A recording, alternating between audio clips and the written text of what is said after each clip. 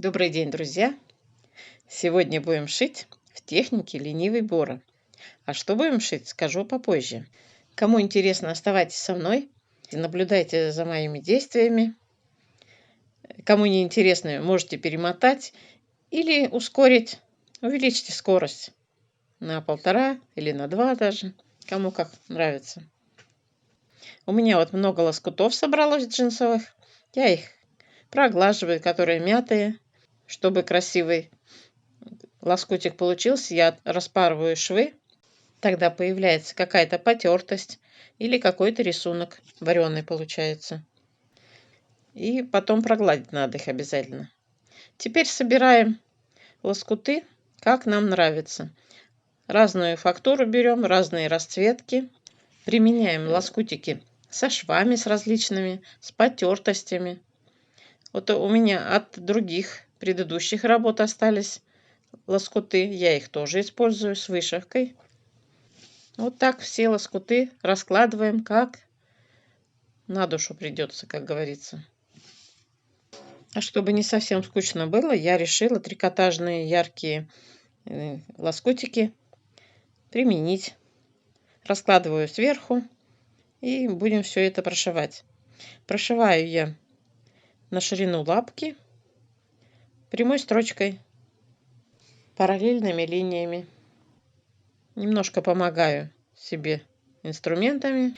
Одну сторону я пришила прямой строчкой, а вторую решила не заморачиваться и стегала вот так волнистыми строчками. Нравится мне волной стегать. Наверное, потому что не умею на свободном ходу стегать. Ну, когда-нибудь и я научусь. Вот такие заготовки у меня получились яркие, брутальные. И что я буду делать? Я, конечно же, буду выкраивать из них валенок. На газете от руки нарисовала валенок.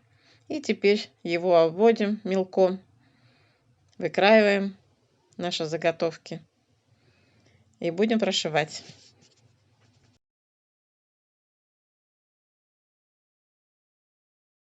Я выкроила 2 детали.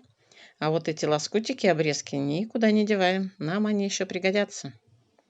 И прошиваем. Прошила. Теперь на изгибах делаем насечки миллиметров через 5-7, не доходя до шва, на 1-2 миллиметра. Аккуратно режьте, чтобы не прорезать нашу строчку. Это делается для того, чтобы потом при выворачивании швы у нас не коробились. Выворачиваем наш валенок. Хорошенечко швы расправляем. Его проглаживаем, чтобы швы стали у нас плоские, потому что джинса плотная, и надо, чтобы она была помягче немножко.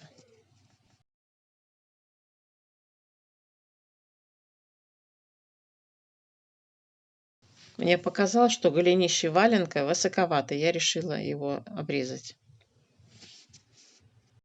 У меня нашелся шелковый платок вот такой, с такой каймой интересной, я решила ее применить. Складываю платок вдвое. Сзади валенок у меня будет сплошной, а начиная от пятки он будет прошитый. Подклад выкраиваю, прошиваю и вставляю в валенок. Все хорошо расправляем, совмещаем передний шов подклада с передним швом валенка, потому что у нас там шов получается. Делаем отворот и закрепляем ниткой спереди и сзади, чтобы отворот этот не отворачивался. И дальше продолжаем. Я вот решила еще украсить пяточку. Выкроила по размеру пятки 2 детали и сшила их между собой. А теперь готовую заплатку пришью к пятке валенка вручную. Для удобства скалываем заплатку, совмещаем шов задний, закрепляем там ниткой и идем уже по периметру, пришиваем ниткой в тон ткани и используем вот эти отверстия для того, чтобы прошить иголкой.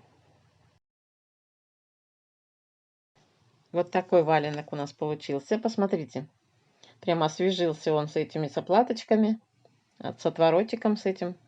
Я закрепила отворот этот.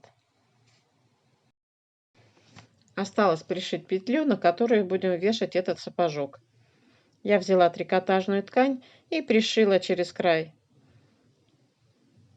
А этот шов потом закрою декоративной снежинкой. Отрезаю снежинку от бус и приклеиваю клеевым пистолетом. Очень быстро и удобно.